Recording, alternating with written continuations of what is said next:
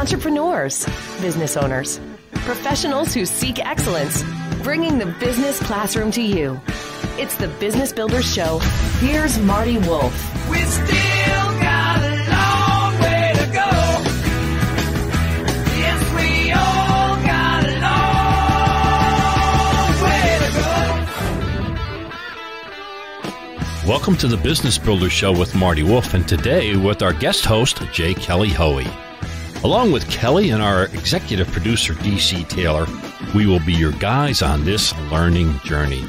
To learn more about Kelly, check out her website at jkellyhoey.co. That's jkellyhoey.co. Okay, Kelly, let's get the conversation going. Thanks, Marty. I am thrilled to have back on the Business Builders Show, idea junkie, entrepreneur, CEO of Macaroni Kid and 99 Walks, Joyce Shulman. If you didn't listen to our earlier interview with Joyce, well, shame on you, and you should go and do that as well. As founder of and CEO of Macaroni Kid and 99 Walks, Joyce connects families to the wonders of their own communities and inspires women to chase their dreams and crush their goals. We're going to talk a lot about Joyce's latest endeavor, since Macaroni Kid and Families was a lot of our prior interview. Her recent endeavor is 99 Walks, and it is combating loneliness and improving fitness through the simple act of encouraging moms to walk together. Joyce's mission? Nothing short of getting 1 million moms moving. Welcome back to the Business Builders Show, Joyce. Thank you, Kelly. I'm excited to be here. So I'm going to ask you a big question. What do Aristotle, Steve Jobs, Beethoven, and Darwin have in common? So as I've been digging into the research around the value of walking and the importance of walking, something that's been a part of my personal practice for as long as I can remember, what I discovered is that those thought leaders, those incredibly creative and brilliant people, all of them made walking a very significant part of their personal and their professional practice. Wow. All right. So I walk a lot. What about you, Marty? I know you're sitting there. I know this is not just the Kelly and Joyce show. Yes, I do walk regularly. I find that it keeps my weight under control, reasonably that is. And I often, most of the times, follow that up with some meditation. But I am a lifelong walker, and if I can add to that illustrious group that you've mentioned there, Aristotle, Steve Jobs, Beethoven, and Darwin, add Ryan Holiday, who wrote a book, Stillness is the Key, and he has a whole chapter talking about taking a walk. So additional evidence, I guess. But yes, I did walk today. I'm ready to go. It does change everything, right, Marty? It does. And sometimes I'm not conscious of that. I mean, I walk, and it for me, it clears the brain, if you will, and helps me focus. And I do walk for that reason, in addition to the weight. But it helps me clear my head, if you will. There's science and research around that. Can you, Joyce, can you dive into that for us? Sure. So for a whole host of reasons, walking has been shown to fuel your creativity and fuel your decision-making abilities. And one of the most interesting studies is a fairly recent study out of Stanford University that shows that a walk can improve your creativity, fuel your creativity in a very meaningful way, and that those benefits aren't just during the walk, but last for a period of time after that walk. And they did that experiment through a fairly traditional kind of creativity, the way they test creativity and give people a project and how many new and creative uses can you come up with using just this pencil, just this screwdriver, just this paperclip. And what they found was a marked improvement in the creative power of people following a walk. So immediately falling. So when's Marty's creativity gonna sort of peter down today? He's got about 2 hours. So work quick, Marty. Yeah. Okay, I'm done. I can't talk anymore. I'm exhausted. No. Take another walk, Marty. Take another walk. I'll stand up and walk around the studio. Yeah. No, that's great. I mean, and there's there's actual brain activity, isn't there? So walking also fires up your brain. So the simplest and most obvious is we're talking about increased blood flow and increased respiration and just getting everything moving and more power into your brain, more blood flow, more action. That's more, right? More action in your brain has got to be better. Interestingly, there's also some research that shows that walking enables your brain to form synapses more easily and cross hemisphere. So it's very good for memory building as well. Interesting. Which, as some of us get a little older, we like to make sure we're not completely losing our minds. All right. So maybe I should ask, Marty, how far and how long did you walk today? I'm pretty consistent, 30 to 40 minutes, approximately a mile, sometimes a little longer. I walk through my neighborhood, which two of my kids live, so I check on them as I'm walking at 5:30 in the morning. But yeah, and I do it first thing in the morning. It's not just the weight. It's not just the weight. You're checking in on the kids. All right. Checking in the kids. The kids are listening. Yeah. Dad's watching. So, Marty, Kelly, can I interrupt? Yeah. Marty, do you vary your pace? Yes. Yes. I would like to think that I do that for the physical well-being. I think it's probably my mind, just the way I feel. If I'm excited about something, I probably pick it up. And then I slow down. If I feel like I'm more in a meditative mode or a mindfulness mode, I'm very mindful often of when I'm walking, so I slow down, hear my feet hit the ground, all that kind of stuff. So I kind of blend not meditation, but mindfulness while I'm walking. Well, I'm a heck of a subject for this show here so far. Yeah, you thought we thought Let's you were cut off Marty, Joyce. for goodness sake. Yeah, You are. It's wonderful. The research around the physical benefits of walking, which are honestly, they're extraordinary for something that's so simple that we often take for granted. The physical benefits are truly incredible. And there is some research that suggests walking more briskly is better. So if you vary your pace and you're a little bit more deliberate some days in walking more quickly, you will see some improved physical benefits over time as well. Just something to think about. Got it. It doesn't, Joyce, sort of teasing Marty and asking him how far and how long he walked this morning. Does it matter how far and how long you walk to get some of these benefits? It depends what benefits you're looking for.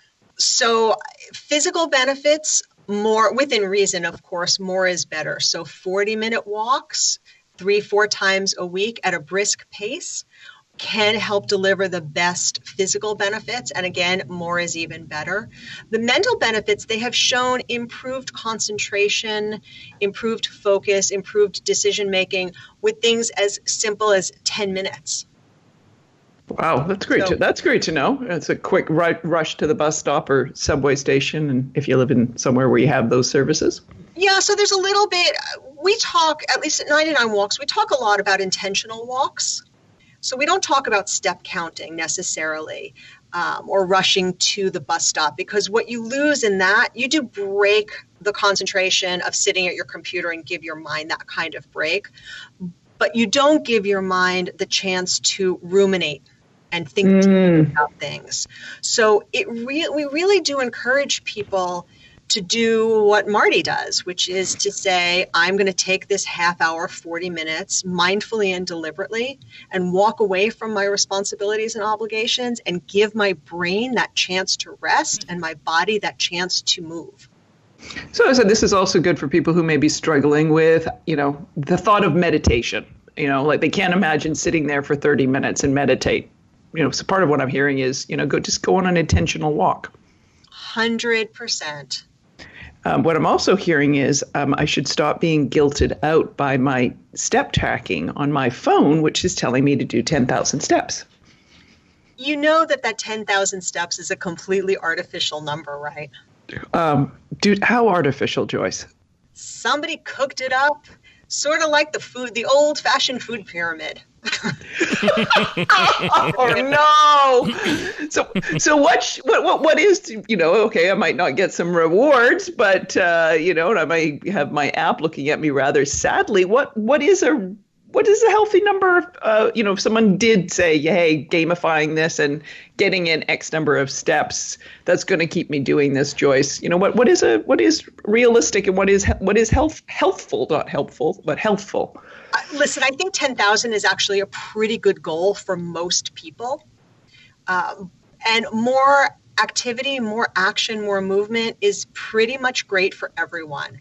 But when we're talking about the value of walking for productivity and performance and your brain power, we really are talking about using walks, intentional walks, as the opportunity to enable your brain to work at its best. So for productivity, should you walk alone or with somebody else? Oh, it's a great question. And the answer here is both work.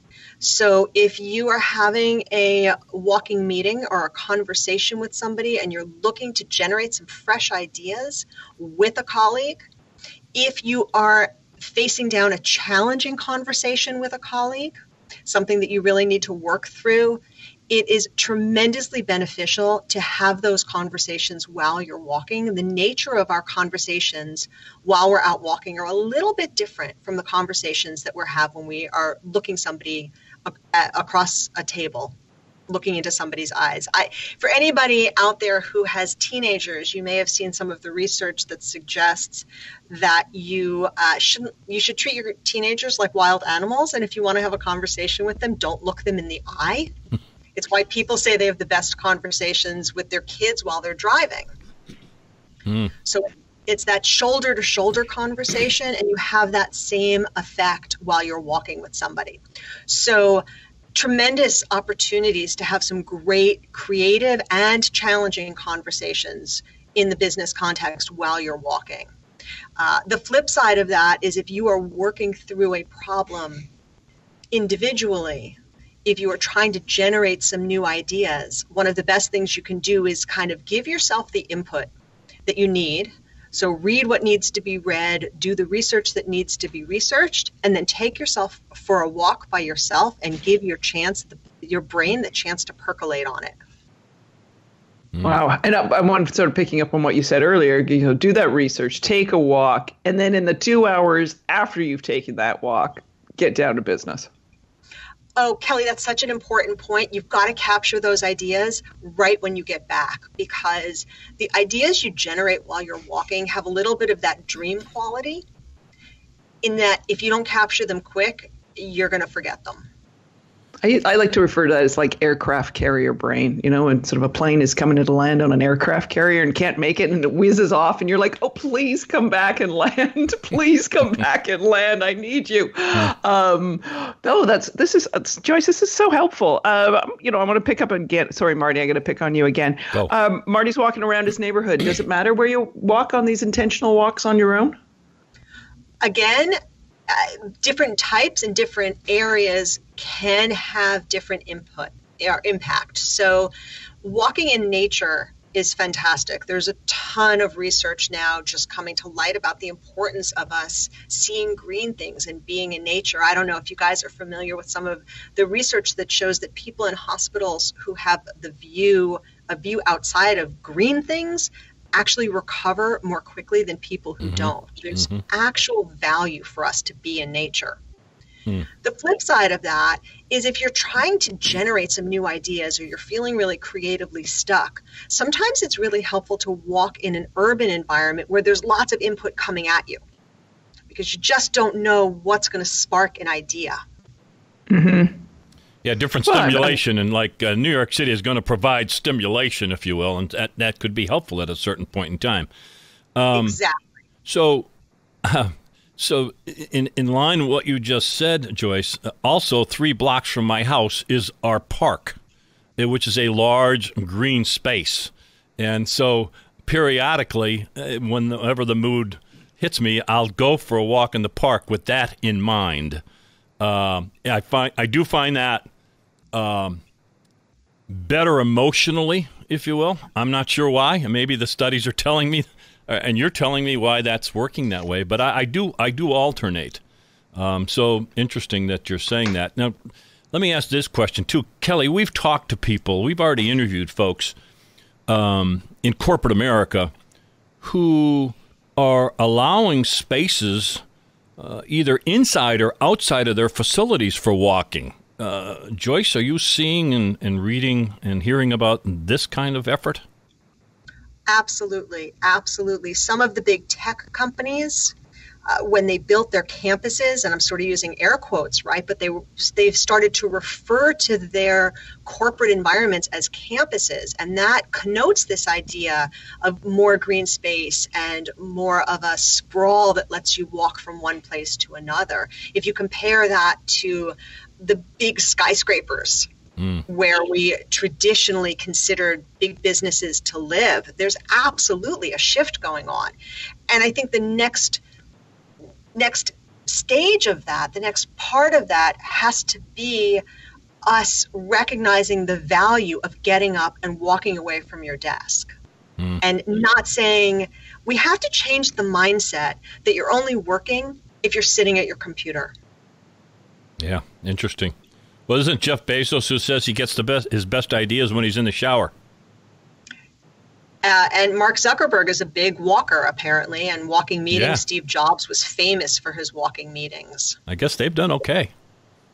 And you know what? And better, Marty, to get people walking than putting more showers in the office. There's our advice for the day. Me Too aside, the Me Too stuff aside, we don't. Yeah. Anyway, so Joyce, this is like so amazing, and I'm like, okay, all right, let's get those walk. You know, this has been so, like personally helpful for me as someone who does walk a lot. Sort of has the best of all possible worlds of the inspiration of New York City right outside my front door. And also the most amazing green space, which is Central Park. But also knowing, oh, right, go and do that brisk walk, but don't immediately, go into sort of a task thing. Consider that next hour or two after that walk as part of the productivity. Can I switch gears from productivity, Joyce, over to loneliness? Talk to us a little bit about that unfortunate phenomenon that you have seen and was the inspiration in part for 99 Walks. Absolutely. So earlier this year, we surveyed 2,300 women. And 99 Walks, we talk a lot about moms, but we really are all women inclusive. Of course, we're trying to encourage men to move as well, but we are focused on the female cohort and community. So we surveyed 2,300 women, and what we discovered was that 73% of them experienced loneliness. So that's a pretty staggering number, though perhaps not, because there has been a tremendous amount written over the course of the last few years, about the loneliness epidemic in this country. And loneliness is very, very bad for us. The Surgeon General was quoted earlier this year as saying, and I'll misquote him, but the gist of it was that loneliness has negative health consequences similar to that caused by smoking 15 cigarettes a day. Wow. Oh, good God. Ugh. And we see that by looking at longevity and health markers of people who are lonely and people who smoke.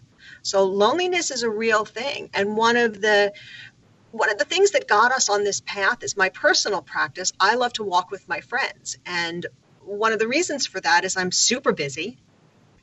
I have a family. I have now 2 companies that I'm running. I have a lot going on. When I walk with my friends, I literally check 3 boxes. I can be outside in nature, which I believe is restorative and really important for people in general and for me personally. I get exercise, also important for all the reasons we all know. And I get to spend this kind of quality time with my friends. And for somebody who needs to multitask all the time, the opportunity to check 3 boxes at one time is extraordinary.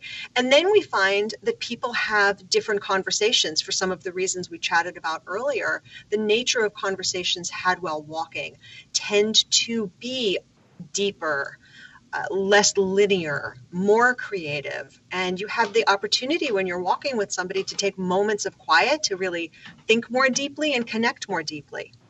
Yeah. Yeah. So helpful.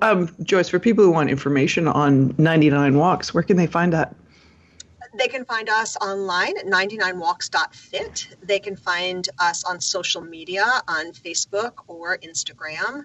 They can find me on LinkedIn or on social channels at Joyce R. Schulman. I'll make sure all of those links are in the show notes, Joyce, so people can find that. What happens if someone says, well, this is all great, Joyce, with, having that community and being able to go for a walk with someone. I'm relocated somewhere and I don't have friends and I'm lonely. How can I find community? First, through 99 Walks, we do pair our members with teams virtually. So we do create this sort of sense of community. But people who are in a new community, you're going to have to do the work to find your people. And I'll tell the story of Erica, who is one of our members and also an old friend of mine who moved from New Hampshire to San Diego. So just take a moment and let that sink in from a cultural standpoint. Very different.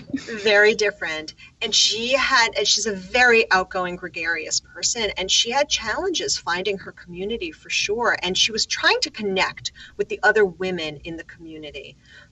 And it's a little awkward to invite somebody to your home when you don't know them. It's less awkward to say, hey, two ladies, two moms from school, two people I work with, do you want to take a walk after drop off? Hey, to a new business colleague, do you want to take a walk and go get a cup of coffee? There's a lesser bar of making that kind of outreach. And when you start to turn those walks into habits, part of your day, part of your week, that's how you start to forge those relationships. So Wow. good. So Wow, helpful. that's- You're going to say something, Marty. That's super. That was great. What a great concept. Yeah, it just and I love it. How we can do more since we can't manufacture more time, and things like our mental health and our physical well-being, unfortunately, are often the things we drop to the bottom of our to-do list, whether we're busy in our career or as busy as founders of companies. Joyce, it is always a pleasure to have you on the Business Builder Show. And as I said the last time we chatted, I hope you'll come back again and talk with us. I'm going to say there's going to be something, given you are the idea junkie and doing so much. There will be something, I know. So please promise you'll come back, and thank you for being with us today. Thank you guys so much for having me. And Marty, keep walking. You got it. I'll send you a report, okay? Perfect. Thanks so much. Thank you so much for listening to the Business Builder Show. To learn more about me, and I'm Marty Wolf, go to MartyWolfBusinessSolutions.com. That's MartyWolfBusinessSolutions.com. To learn more about Kelly Hoey, go to her website, which is jkellyhoey.co. That's jkellyhoey.co. And of course, you can find Kelly and Marty on LinkedIn and Twitter. A reminder, you can find all our Business Builders shows on iTunes, Spotify, and on your favorite podcast app. Bringing the business classroom to you. It's the Business Builders Show with Marty Wolf.